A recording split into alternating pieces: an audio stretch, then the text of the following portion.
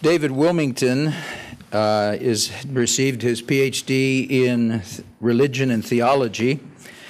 He's a theologian whose research, writing, and teaching focuses on problems and possibilities for ethical formation. He's also taught in secondary school programs, including the teaching of music, particularly jazz.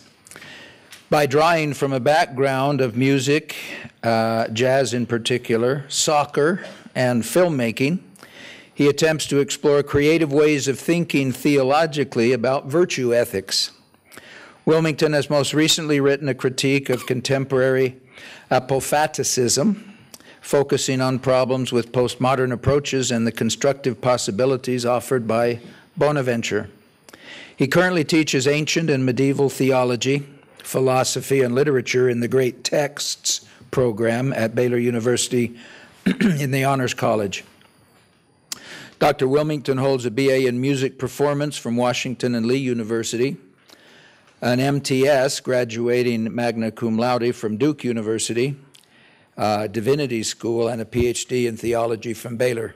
I first heard Dr. Wilmington a few months ago at a conference in Baylor and was very impressed with his grasp of these important issues and the creativity and the nuanced approach to what we are interested in, which is right in the title, and that is how to be good. Dr. Wilmington. Thank you.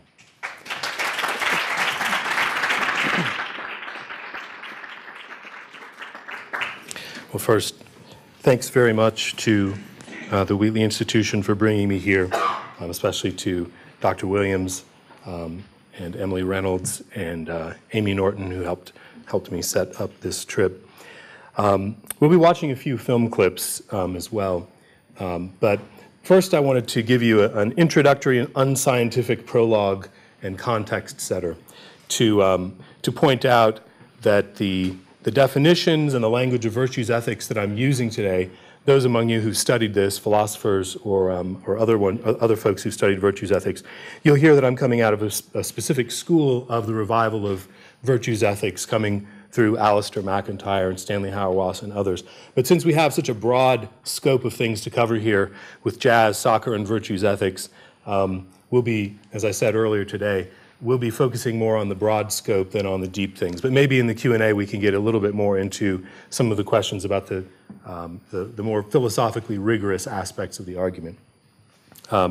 So thanks very much for having me here. The catalyst for this presentation and the argument that I'm offering today, it came from a strange recognition.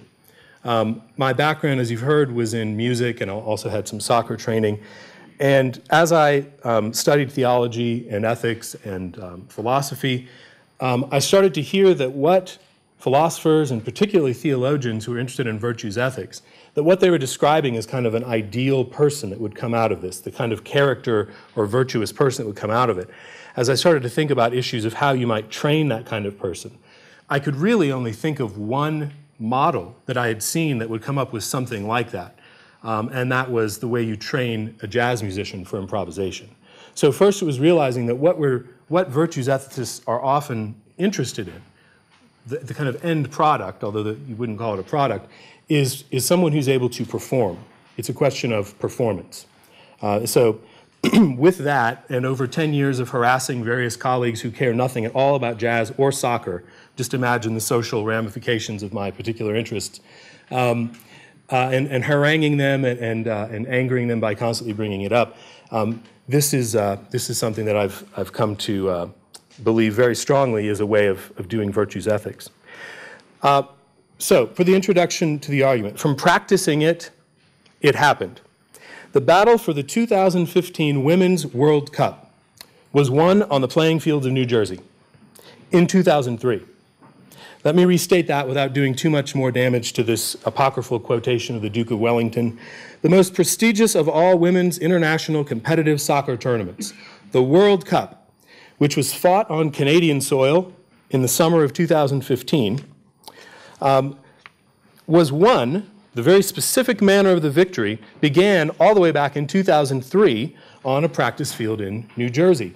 In 2003, an Australian coach was demanding that U.S. soccer player Carly Lloyd practice taking shots on goal from the center circle of the soccer field. These shots are more than 50 yards long.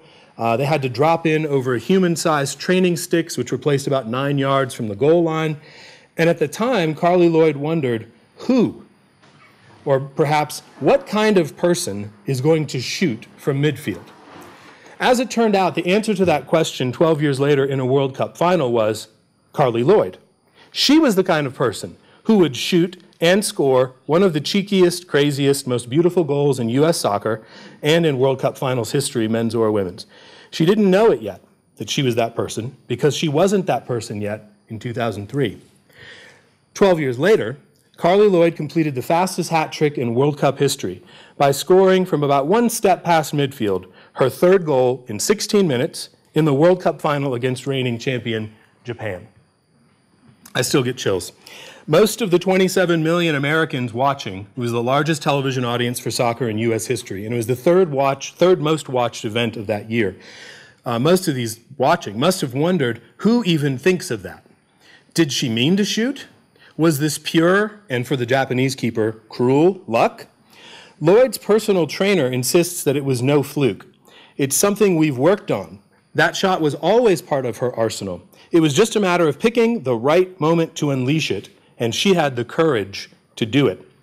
World Cup heroine Lloyd, whether she knows it or not, took a much more Aristotelian approach to explaining this legendary goal. Instincts kicked in. From practicing it, it happened. How the beautiful game happens.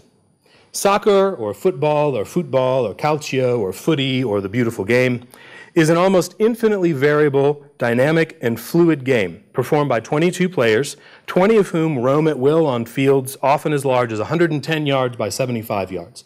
The clock never stops. Any player can possess, pass, or shoot the ball from anywhere on the field at any time, more or less. The ball can be played backward, sideways, forward at almost any time. And any player can attempt to receive or steal the ball at any time. It is a contact sport in which tackles, barges, sliding challenges, leaping challenges are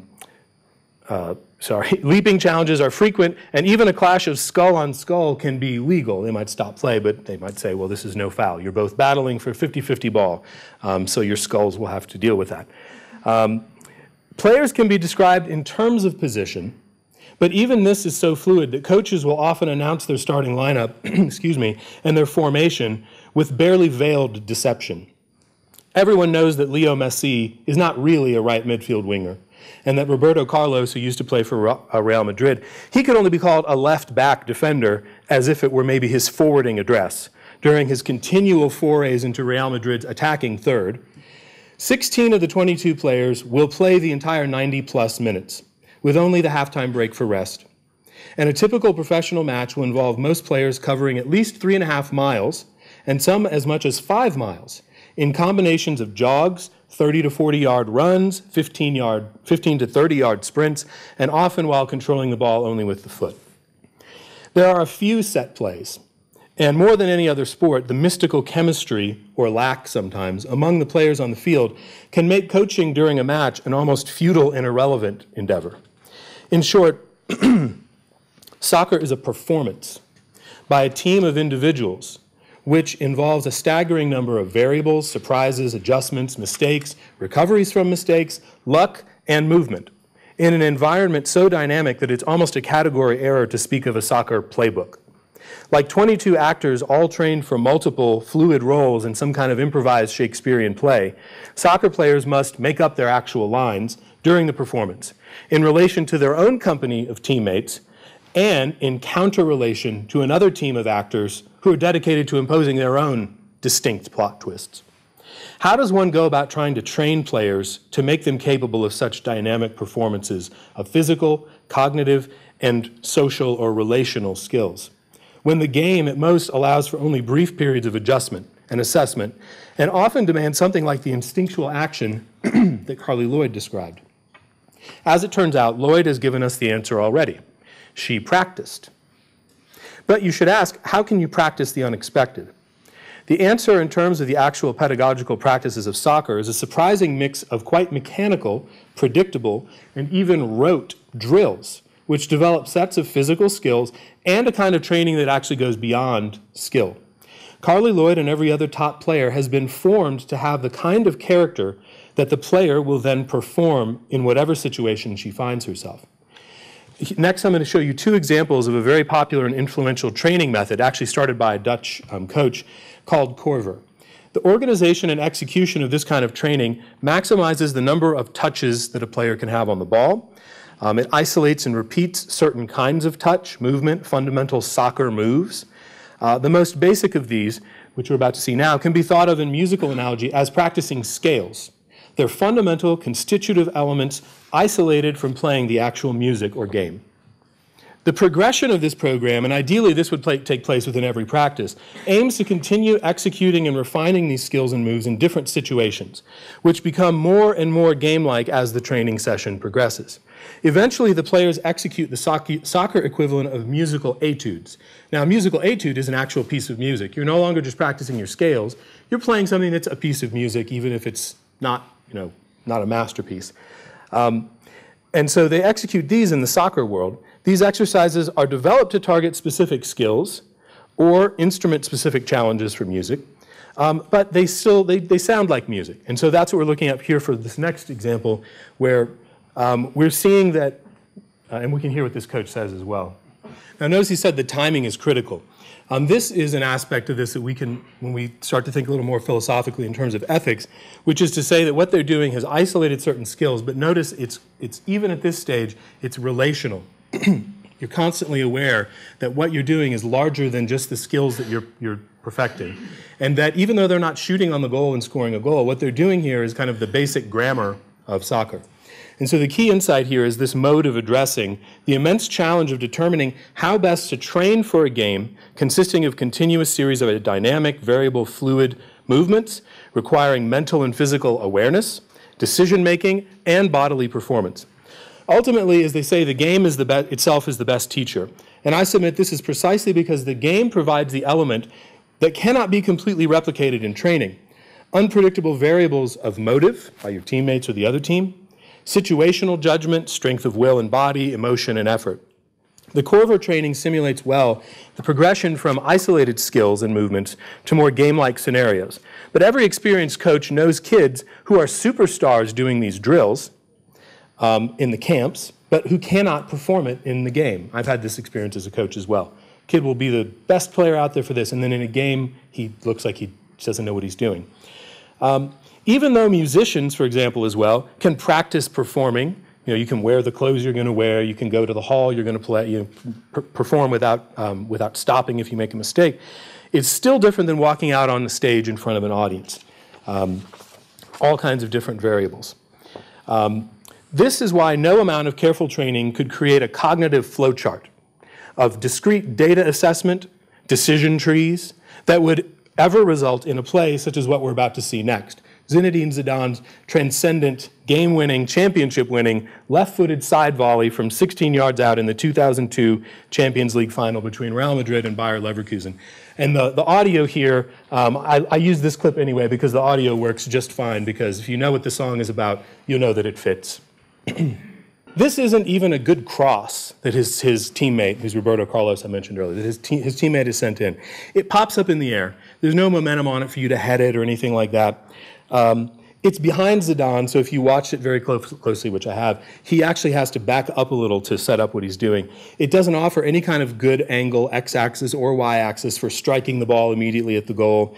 It's clearly a ball that 98% of very good soccer players will attempt to control with their feet or knock forward with their chests and then try to make an efficient. I know that's what I would do. Instead, Zidane, who has just tracked back a few steps, shifts his weight to his right foot as if it were a flagpole, rotates his hips to raise his left leg close to parallel with the ground in a powerful, almost balletic move, smashes the ball with the laces of his left foot for an unstoppable, glorious shot. And by the way, he's not left-footed. This is his weaker and less accurate side. Had he practiced this maneuver hundreds of times, he'd probably practice striking the ball something like that. Certainly, but so do most elite players, and we still rarely see a thing like this. And the primary reason why we don't see dozens of these goals every season, despite the enormous number of excellent players playing at the top level, is that what Zidane or Carly Lloyd or Lionel Messi perform is the highest expression of excellence for the activity of soccer. They perform in the game what many others only rehearse and practice. And thus we see them do things that even after we've seen them done leads us to wonder who even thinks of doing that. One could argue, of course, that the elites would have been elites regardless of the approach to their training. However, in addition to the objections to that assertion from the athletes themselves, who roundly, give credit to their training, we also have to recognize the great competency and fluidity which even non-elite, merely just solid players, as people kind of a backhanded compliment, right? It's a solid player. They still perform something of that dynamic and unpredictable within that dynamic and unpredictable game. So even the regular Joes or the regular Carlys or the regular Zinedines, if there are any, too, have developed something more than a compilation of skills and rote flowchart series of decision-making procedures. They, too, are the kind of people who perform with excellence the goods and goals of soccer. And when we realize that what we're describing is a kind of training that forms a certain type of character via habits and practices, and parameters defining the goods in variable situations, we should realize that we're echoing virtue's ethics.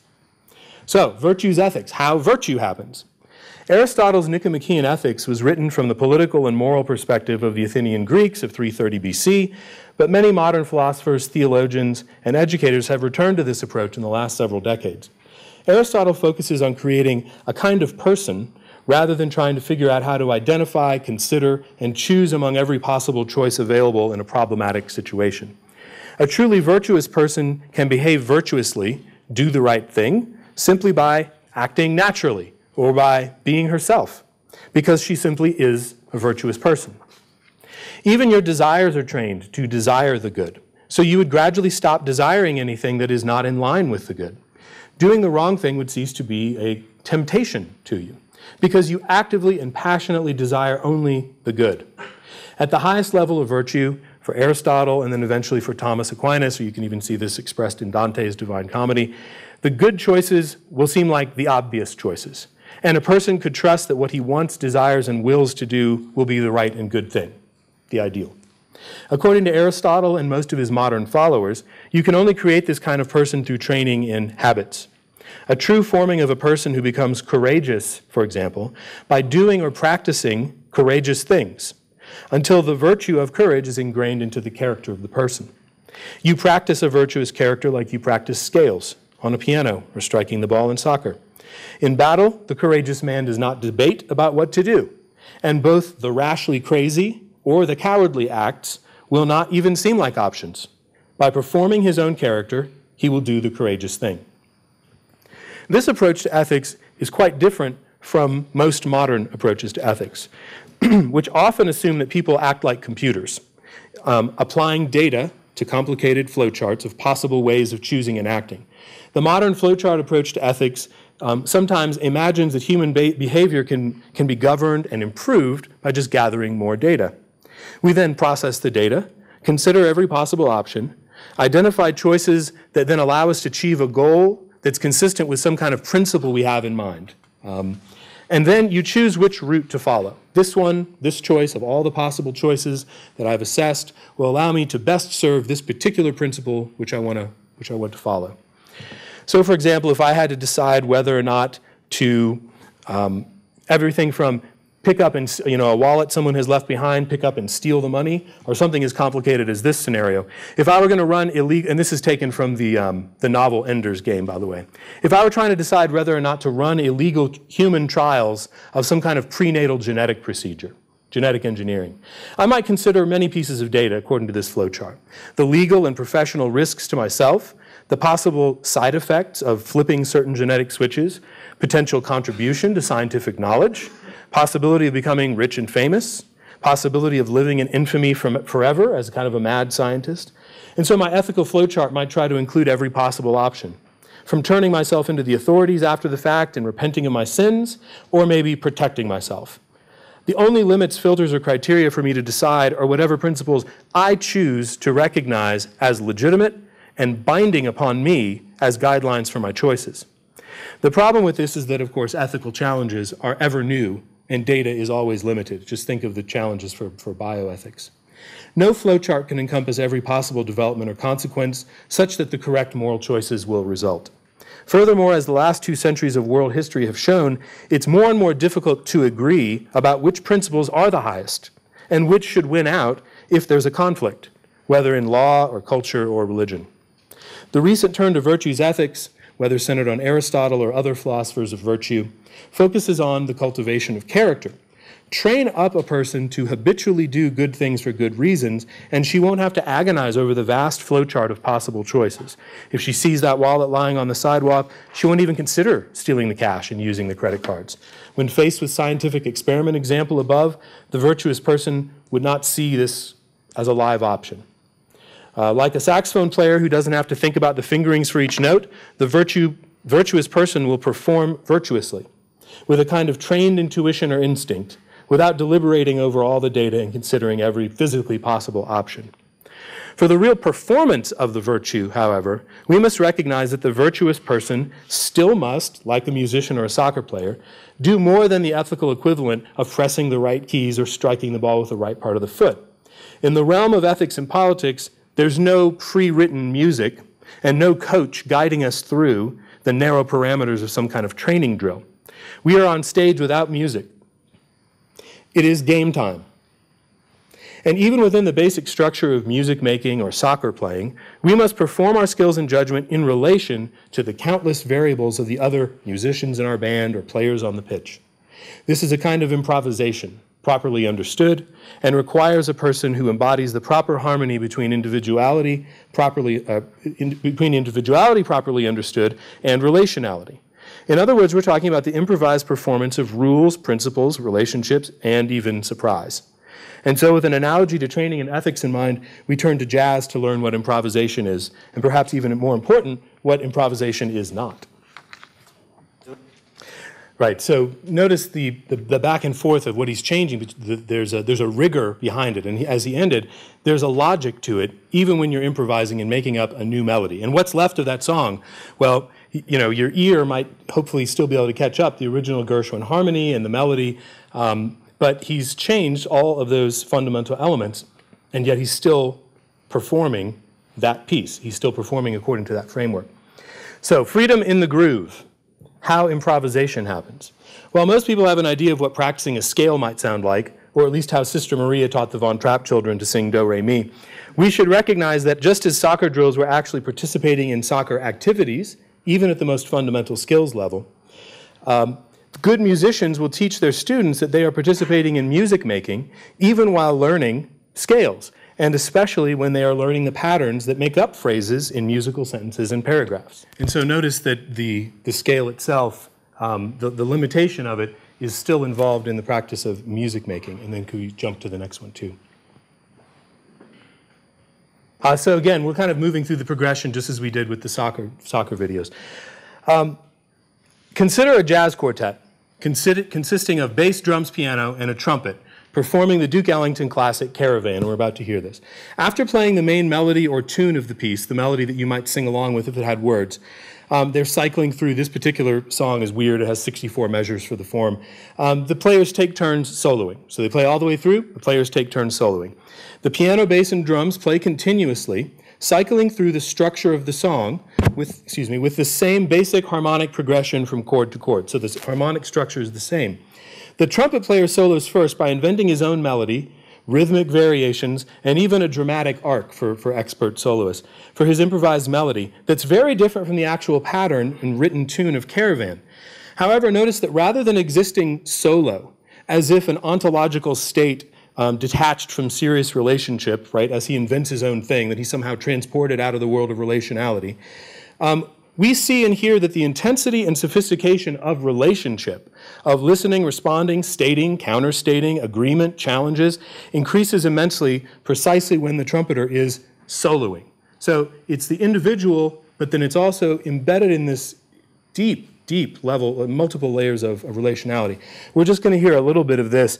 I want you to hear how the little bent 8-note phrase of the melody, we'll hear just a little bit of the improvisation, how the piano player plays that back to the trumpet player, and they actually kind of go back and forth. So the melody of Caravan ends with this little ba ba ba ba ba ba. So if you were to analyze, go through that, you recognize what you heard the saxophonist, the first saxophonist, where he's playing just that C melodic minor scale and improvising a melody. Every measure, and sometimes twice in a measure, you switch to a different series of scales you could use, is one way of explaining it. So what he was doing, the alto player, in that slow kind of playing with C melodic minor, your options change sometimes every 2 beats. For what Wynton was just doing. And of course, there are all kinds of tricks to realize you can play a scale over, will fit over many chord changes. But that's what's going on at the same time as they're replaying and sometimes making jokes to each other, quoting other songs, and even the drummer will get in on the act and quote back melodies. So my point here is that we should ask what those musicians can teach us about performing certain virtues, crucial to the dynamics of individuals in relation to community and to tradition. Building on Jeremy Begbie's examination of relationality among successive notes in a melody even, we can see that the simplest notion of harmony, which are 2 tones sounding together, suggests something about the necessity of a distinct notion of the individual. Harmony is nothing other than the relation, or the interaction at the material level, of 2 individuals or more. Harmony is the sound of properly ordered relationship. If either note, in our 2-note example, were not distinctly and recognizably itself, say if one of the notes starts to drift out of tune to try to become the other note, then the harmony created, the relationship, which is this third thing you can hear in addition to the 2 notes, it becomes something other. It's differently ordered or badly ordered and maybe is no longer harmony. Furthermore, we can note the incoherence of a claim that harmony itself can be appreciated or even recognized as relationship without a profound uncommonality. It can't be a homogeneous blob. Okay.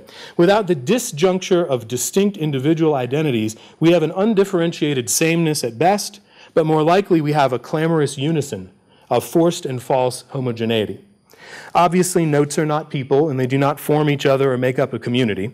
But as Begbie points out, music allows us a different experience and concept of relationality and time. Jeremy Begbie focuses on the distinctly embodied nature of improvising. Within the strictures of composition, the ensemble, instrumentalists can let the inventive musical ideas flow immediately through them and into their instruments, almost as if they're hearing and speaking with the hand. It's a liberation of the body from only playing pre-written, pre-planned notes in order to respond conversationally with their fellow musicians. The great jazz writer Albert Murray and his most famous disciple, who we've just seen, Wynton Marsalis, frequently point out that the activity of jazz is a training and performing in constant negotiation among individuals, all aiming at the same end or telos, or goal of creating good music. And when people are making music together, thereby inscribing their human relations within the dynamics of musical identity and relationship, we can see an alternative way of being that transcends the limits of other modes of human relating, all the while remaining rooted in materiality. We aren't disembodied souls. The saxophone player does perform a solo that is genuinely his individual creation, but it is also genuinely supported and affected by several layers of relationality. The rhythm section continues to play, to interact with him, reacting to his melodic invention through call and response or imitation, while also adapting to his variations in harmony and rhythm. So, for example, even when the other musicians solo here, the trumpet player is still in relation even though he stops playing, because they're responding sometimes to ideas that he's raised in their heads, or they'll play back something that he had done. So even when the soloist, in this case the horn player, stops, he's still involved. This performance is made up of 4 musicians, each of whom has been shaped by tradition and by participation in hundreds of small instantiations of the larger jazz community, to speak and play within several idioms of the larger language of jazz. All share the definition of the common good that seek to make music by combining their individual voices according to the more or less set notions of rhythm, harmony, and melody within this common structure. However, the tradition is developed in such a way that significant aspects of these common elements are negotiable even while playing them. The highest level of tradition embodying preparation is brought to bear by individuals who may, for the good and the fun of music being created at that moment, suggest a shift, change the harmony, alternate chords, which is a whole, jazz musicians are always changing the chords around, especially in the turnarounds at end of phrases. While breaking the rules of the given song, This kind of departure from the structure at hand is still firmly within the tradition. The breaking of rules and the modification of structure is still part of the tradition. The tradition itself teaches you how to mispronounce the words on purpose sometimes, and bend or break the kinds of rules that may be non-negotiable in other musical traditions. However, at its best, even the most avant-garde jazz knows when to get back in touch with the rules, the best of it. After all, a garde may go so far avant in the name of being progressive that it becomes a lost patrol and ceases to lead anyone still devoted to the actual musician of good music making. So to conclude, to sum up this crazy survey that I've been presenting you with, my goal here in giving you this technical survey is to help us better appreciate training and formation practices that are already living, breathing, flourishing options. These things are they were not created by virtues ethicists, whether philosophers or theologians. So that those of us committed to formation in the virtues ethics model, especially Christian virtues ethics or any virtues ethics that's based on an idea of a transcendent, a faith-based virtues ethics, that we consider doing ethics differently with this kind of formation model in mind. I'm suggesting that the most effective approaches to jazz training, to soccer training, have in mind the creation of a kind of person capable of improvising while continuing to practice the goods in service of a defined capital G good. This training mirrors virtues formation by focusing on developing an improvisational and relational kind of character, which can dynamically perform practiced habits of mind and body, habits which must be drawn upon and performed at levels both intuitive and conscious. As a theologian, musician, and soccer coach with 15 years experience ranging from coaching 7-year-olds up to the intercollegiate level, I want to help develop more precise awareness that these disciplines, jazz and soccer, they seek similar ends and have much to teach each other about the training necessary to achieve those ends, even paying attention to the language and theory most fitting. So I want to encourage a dialogical exchange of insights among musical, athletic, and ethical thinkers and practitioners. Thus, academics, coaches, teachers, ministers might consider the incredibly fluid situations in which people must perform virtuous character, and via this analysis of improvisation in soccer and ethics, rethink how we might guide training and formation with that fluidity in mind. Now, I'm not suggesting that all virtuous people must first become jazz musicians or soccer players, although I actually kind of do believe that. It would be better. I tell classes I teach, if all of you were jazz musicians, we would jump over the first half of the syllabus. I am suggesting that ethical formation in virtues requires something like the ability to improvise. In part, it also serves as a corrective for ethicists who risk overemphasis on community and interdependence because they fear hyper-individualism. But a denial or demonization of all individualism would destroy the kind of training necessary to form a particular kind of character who can contribute good music or well to a team sport. Indeed, even some of my own intellectual mentors seem all too eager for any notion of the individual to fade away, replaced by notions of forming what sounds like mere nodes on a common mind of a community. Alternatively, a proper understanding of improvisation should also correct any rejection of robust claims about community or tradition as formative and continuously operative, right? For community and tradition will be continuously operative in the individual upon whatever we understand. For this proper ordering, harmonizing of individual and community, relationality and subjective expression, dynamic responsivity, and faithfulness to the tradition, we need a paradigm shift in our approaches to formation. The degree and type of preparation is key, but most important is that the notion that this formation is aimed at performance. As Alistair McIntyre and others have long explained, the conclusion of sound practical reasoning is action. Action which it is best for this particular agent to do in these particular circumstances. And my case is that nowhere else do we see in action such a combination of those things as we see in improvisation. This seems to be a much more fruitful model than some even suggested by McIntyre. Now, I have nothing against loom weavers or fishing villages. If you've read McIntyre, you know what I'm riffing on. But the tradition embodying action in jazz improvisation and in soccer seems much better school for teaching us how to do this. For a Christian theological ethic, the notion of inspiration even imposes itself here. So an engagement with the transcendent, with God, with the Holy Spirit.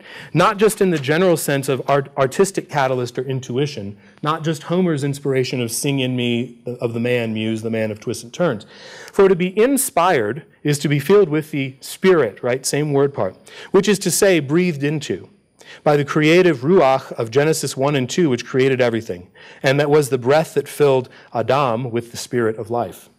This kind of inspiration we see in jazz improvisation is rarely the emotive, romantic kind. In fact, most jazz musicians appear very controlled, even when everyone can see the effects of great physical exertion on them. If you ask someone, what were you thinking when you did, you're likely to get fairly vague answers.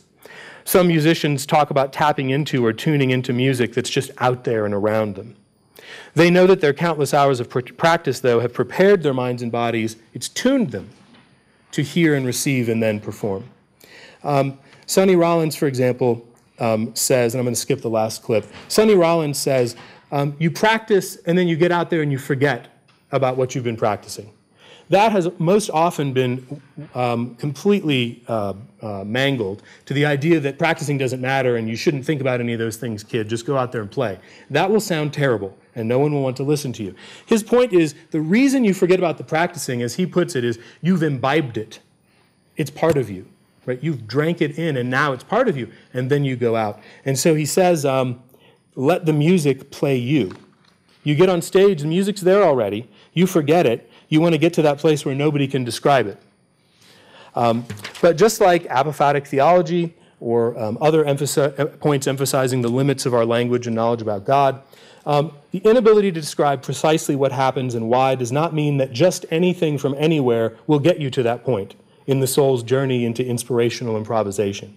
Like the core verse soccer drills we saw earlier, the most transcendent and inspired and miraculous performances of complicated and relational activities like soccer and jazz and virtues ethics usually begin years prior with simple, even mechanical, because we are embodied, practicing in musty practice rooms or cold, lonely soccer fields in New Jersey. It should not be much of a stretch to realize that we're right up against, for example, Augustine's emphasis on divine interiority, but now transposed specifically into the key of ethics. So an account of virtues ethics that takes seriously the task of understanding and modeling moral formation on the example of jazz and soccer improvisation has the potential to bring us an anthropologically faithful, we are embodied and we are connected to the transcendent, but also pneumatologically rich approach to understanding how you can be free precisely because you are in the zone. You're free because you are in the groove. A groove you've been training in and in which your body, mind, desire, listening, and attitude were all formed to be ready to perform this virtue whenever the opportunity and context were right. You do it, you are it, because you practiced it. You do the good, you are the good, or participating in the good, because your practice shaped you to perform your character, body, and soul. Thank you.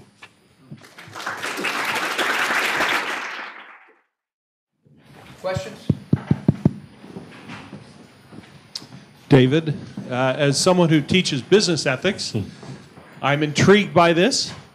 What do you see as the basic skill building? What are those jumping over the soccer ball and exactly the scales be?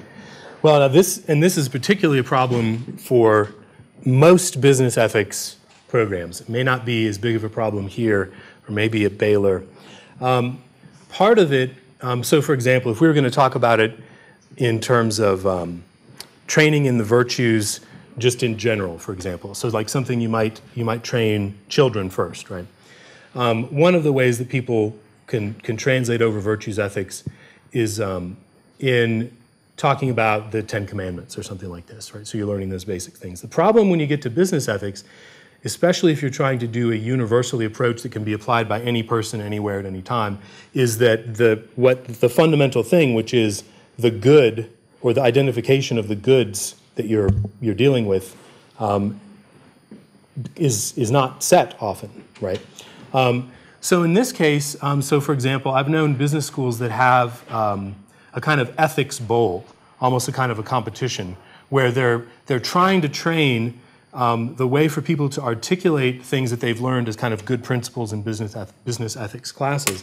And they're trying to articulate how they would then go about that in some kind of hypothetical situation. Now, most virtues ethics hate that kind of hypothetical approach and call it situational ethics. But I think that within the virtues framework, if you recognize the practice of thinking through, you are still building up habits. One of the most basic habits for business ethics would be to recognize that your decisions have ethical consequences. So that would be a skill. That might be learning to touch the ball with the inside of your right foot. That might be a scale level kind of thing. So I'm not quite sure how this would work outside of a faith-based ethics training program. So obviously this causes kinds of problems with the Kantian ethic that wants a universality. And while I'm not as convinced as some of other virtues ethics that there's almost no back and forth between communities that have differing notions of the good, I think that without turning to faith-based answers to those questions, to the identification of the good, it would be very hard to come up with any kind of basic drills. But within that, it would be that kind of almost play, right? In the same way here you progress toward play. It would be discussing the kinds of principles or rules or commandments that you want to follow. Then it would be putting yourself in a situation where, can you recognize that this might have an effect on something, the stealing of the wallet, for example. And then it would be to continually push it to be more game-like situation or more performance-like situation. That's the business ethics or any other situation where you may be in a you may be aiming at universality is exactly the problem for all virtues ethics. Yes? I'm not a philosopher. Okay, I'm not a philosopher. I'm pretty uninitiated, but I have a question for you about virtues ethics, where it seems like there could be something circular where that could lend itself to some risk, where if someone sees that improvisation appears virtuosic or what have you, that there may be an assumption that this is a virtuous individual, right? Someone who's been raised, and so we may start becoming apologetic for all things that an individual might do. Does virtue ethics address that concern, or? So if you were to see, so for example, if you were to see a musician do one performance that seems full of virtue, you might take that person as an absolute moral exemplar, something like that, or a musical exemplar. With too much adherence, I guess, to philosophy. Right. Yeah, and so you might get to a kind of hero worship or something like that. I mean, I think that's for both soccer and jazz. That's one of the valuable aspects of that is that you're constantly seeing people in these different situations. So, for example, if you're going to be a real exemplar of jazz, and you can play a really nice ballad or blues or something like that, and then you can't play any kind of bebop kind of thing, like Charlie Parker or something like that, then people will see that you're limited. Now, it doesn't make you a terrible musician. It just means that for this, if we're going to adopt that specific notion of the good, jazz musician, just as kind of virtuous person, quote unquote, is like the highest ideal of those things, then you would recognize those kinds of limitations. Same thing with soccer, right? You could see someone's strengths or weaknesses.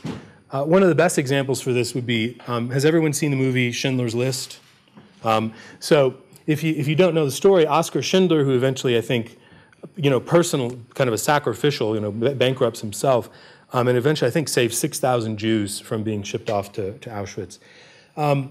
Schindler does this amazingly virtuous thing, which seems it's one of the most incredible things, and here they're making movies and all that. But then to assume that from that he was also a paragon of all virtues, if you've seen the movie, he's not. He's actually not at all morally upstanding, leading up to that.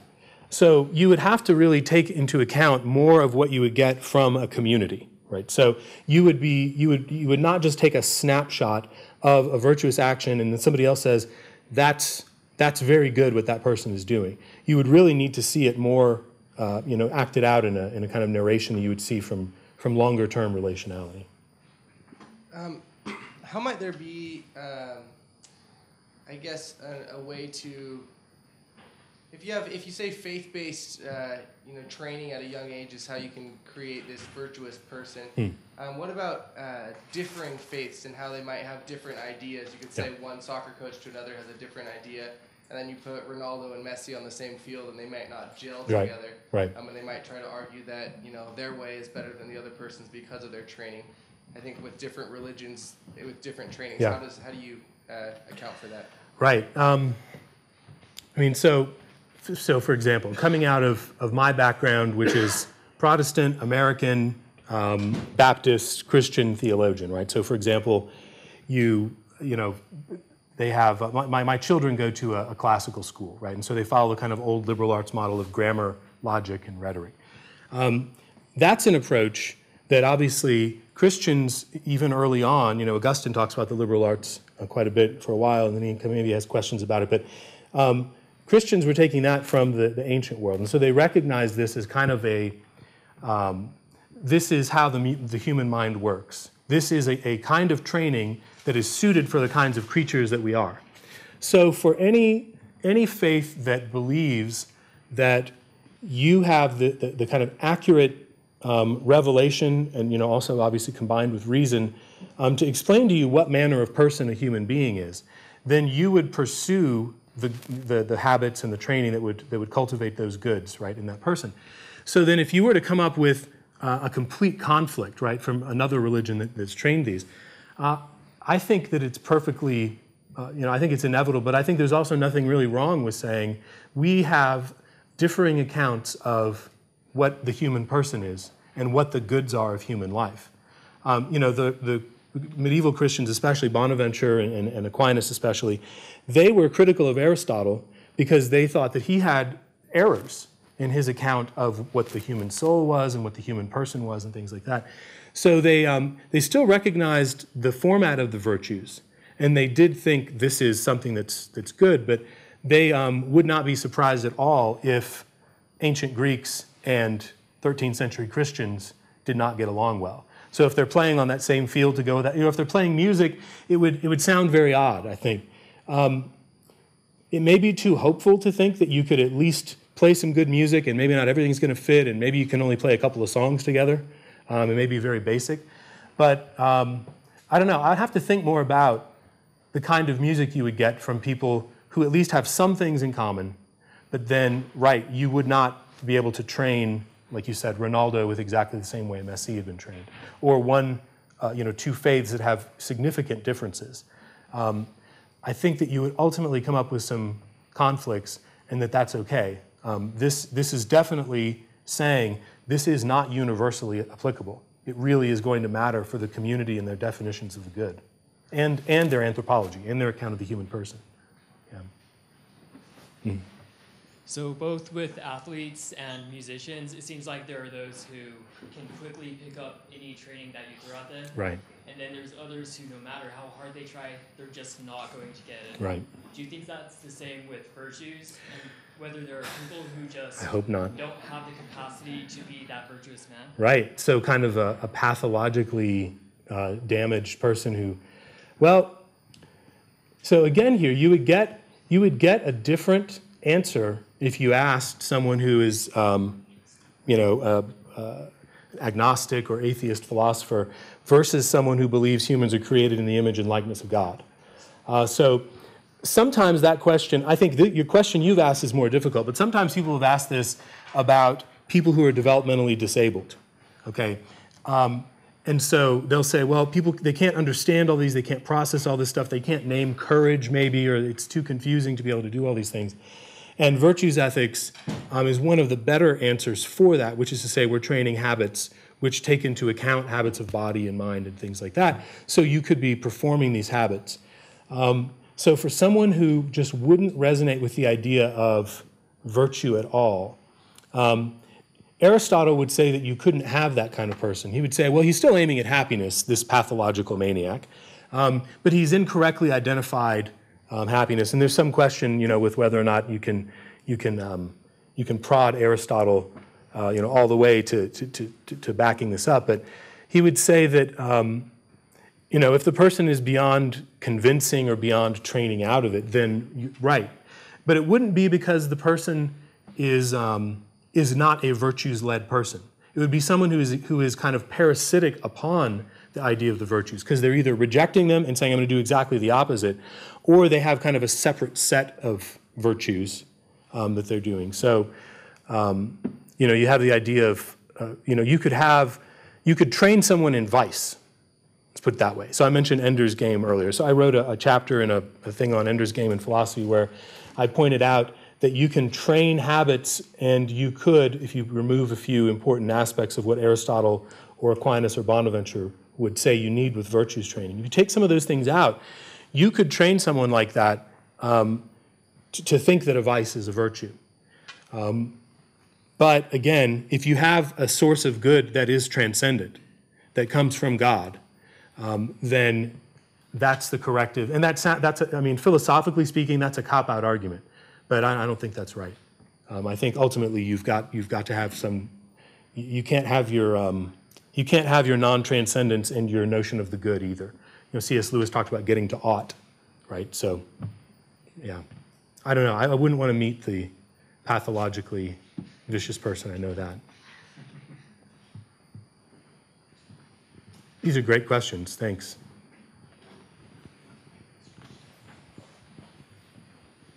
So I was thinking about your response to that young man's question, and I'm not sure I fully understand it, because you seem to say that different communities, different societies have different conceptions of the good, and thus would have different moral exemplars. Right. And if that's the case, then I don't see how your position doesn't immediately collapse into a kind of relativism. Yeah. So it would be, building off of kind of, I spoke about Alistair McIntyre, and he's largely, there are others before him, Philippa Foot and some other folks, but he's largely responsible for this kind of reinvigorating of the discussion on virtues ethics since the 80s at least.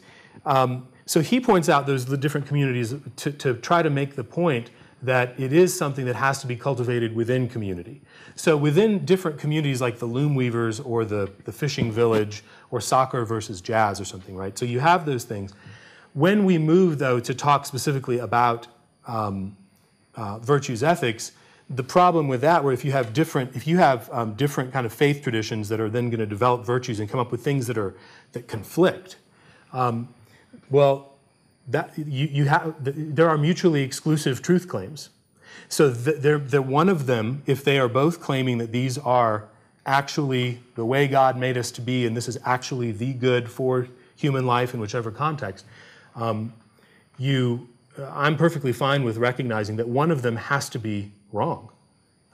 So, if you had someone like the vicious person who said that one of the human goods is to, kill as many people as possible, something like that, you're going to reach that. Like I said, there's a fundamental conflict between those traditions and definitions of the good. So, at some point, there has to be a kind of proper confidence in our account of the good. This is one of the problems with some moves in postmodern philosophy that want to emphasize the limits of our knowledge and language about God, is that without a confidence in the notion of the good, you can't possibly train someone. If you were to say, well, we want to play soccer, and they were to say, well, what are the goods of soccer? And you're like, I don't know. I don't want to seem too confident about it, because things are relative, and what's good for one person isn't good for another person. Well, then you're never going to play soccer. So I'm perfectly fine with not feeling like we have to, we don't have to accommodate every version of this. And at some point, you would say that notion of the good is incompatible, and it's incompatible because it's wrong. So the loom weavers and the fishing village and those other folks, that's just an example of why you would have different communities pursuing different kinds of goods. When we come to a notion of the virtue of faith, hope, and love, for example, well, if you were to be confronted with someone who's doing virtues and does not go with faith, hope, and love, you're going to, there's a fundamental conflict. They can't both be right. I'm a little more willing to say that. I just don't feel the need to kind of pretend that there's an ability to have a kind of universal ethic anymore. I think we've tied ourselves in knots for the better part of at least a century, certainly the last half of the century, trying to pretend that you can do those kind of things, and I think that it's just not possible. Yeah. So in the end, if you have all these different cultures, I'm definitely not a student. In the end, if you have all those different cultures and you come to these different conflicts because you have different views of what the good is, you're going to have to find, how do you find that pathway where you can actually coexist and get along and progress without degenerating into trying to prove each other who's right and who's wrong. Right. Well, and even, and so the basic question of politics. And, here we have to recognize that for Aristotle and for Plato, if they're thinking about a politics, they're thinking about the ordering of life within a polis. And they specifically had the idea that a good politics is going to allow people most people, right? There's problems with this, to pursue goods. So for a project like the American project with pluralism, right? You have to come down upon, you have to find some kind of common approaches, which is where we get the rule of law, et cetera. So, yeah, I'm not exactly sure, and we're at a moment now where this is, I think as an American experiment, we're strained to the breaking point on this. So how to live in a pluralist society, that's why I use that term proper confidence. There's a theologian named Lesslie Newbigin that was a good phrase of his, and he wrote a book called The Gospel in a Pluralist Society. And so his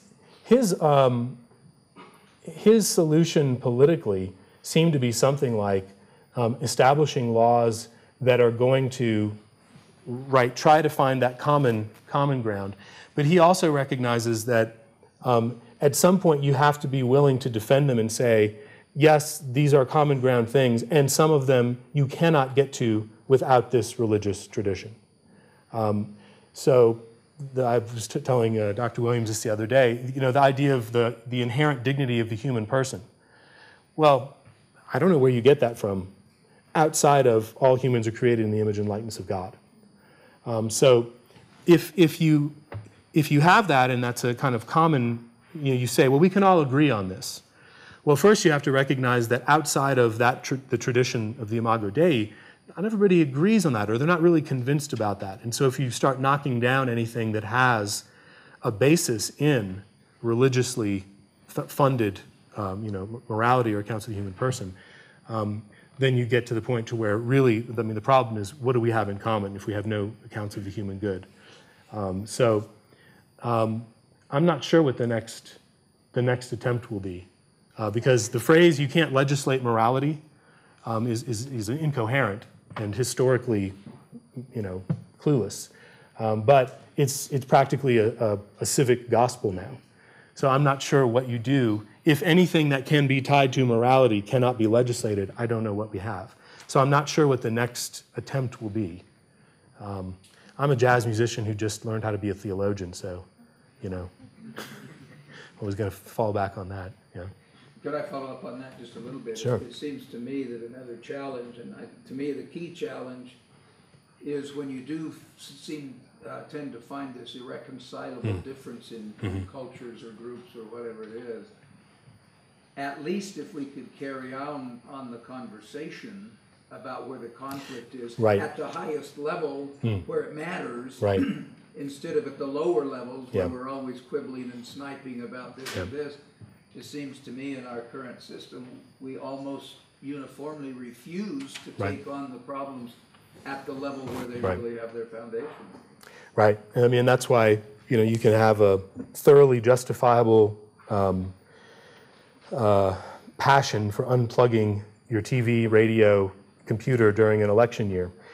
Because if you think through difficult questions and then you look at the level they're being discussed at, you think, well, we're not even getting close. For my undergraduates, when I point out the kind of Aristotelian context for what the word politics mean of a particular polis, and I said, I like to imagine what Aristotle would have thought of trying to do something like the American, these United States, right? The old kind of plural understanding of it. And I think Aristotle would just say, Aristotle's like, well, this is how we do things over here. Those people over in Sparta, they're going to do their own thing. So I'm not. I think if we could have some kind of common grammar, then it's possible. But even at the higher levels, I'm not sure. And I'm sounding very pessimistic and defeatist here, but I've had we've all had conversations where you're just like, I am never talking to another human person again, right? I'm done with people.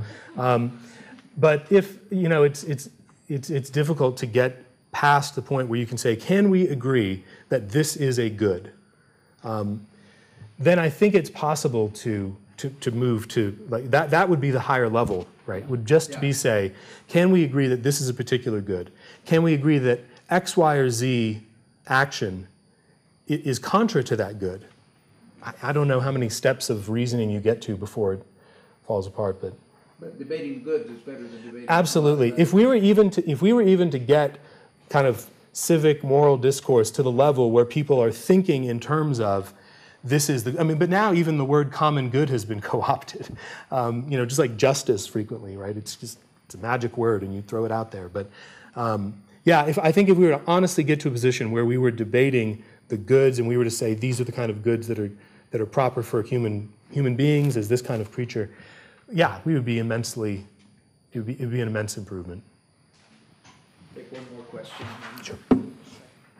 So, I guess I think at least I've had this question. Is like, at what point do you, when you recognize that the two of you have irreconcilable differences, at what point do you let yourself be okay with those differences, and at what point do you stand up and defend them? Well, I think you certainly begin. You don't have to wait to a point where you stand up and defend them. Now, obviously, and here we're getting into the pastoral, a kind of more pastoral attitude, which is why I'm not an ordained minister, right? The 50% of being a minister that is probably the most important, I would be terrible at, right? So I'm perfectly fine with saying you should always be standing up for what you believe in, right? But then what's the mode of doing that, right? So think in terms of negotiation. So I said that some of the most influential jazz thinkers for me talk about performing as a negotiation. So you could have a negotiation where you pound your fist and say it's this or nothing, and the thing that you're demanding is absolutely good, right? And that you're not going to kind of blaspheme against that. But then there's other kinds of negotiations as well. So when Wynton Marsalis is up here playing the trumpet, he has all kinds of possibilities that are kind of flowing through him that there's possibilities. He's not thinking about them all at exactly the moment, but he's playing these various things. And you will have, as you're improvising a solo, you'll have an idea maybe of where you're going to go, right? Let's say I'm going to repeat this phrase 3 times, and then I'm going to change up the rhythm, and I'm going to do it backwards or something. Well, so you do it once, you do it twice, and then the drummer, like, oh, I like that. And the drummer does something else. Now, you could ignore the drummer and do what you plan to do, but you've just missed an opportunity for that kind of negotiation, right? So, to that extent, it would be the goal there is good music making, and so the goal there where you have kind of intractable differences, the goal there may be, at that point, it may not be convincing this other person exactly. It might be, I'm going to establish that I'm the kind of person who, while not being knocked off of what I believe, is also interested in hearing and talking and discussing those kinds of things. But as an academic who loves, fisticuffs and confrontation there, that's something that I'm actually not very good at either. So, like as with my children, right, I can say, well, other people are preaching and doing this very well, and I can preach it, but that's the ideal. So, I think that that you don't have to immediately draw attention to and make a confrontational moment of. I can see what you're saying is completely intractable, completely mutually exclusive to my truth claims, and it's this or nothing. At some point, though, right? I mean, the idea of martyrdom has been around for quite a while. But then again, also the early advice of don't go out seeking martyrdom. So make of that what you will. Thank you. Yep.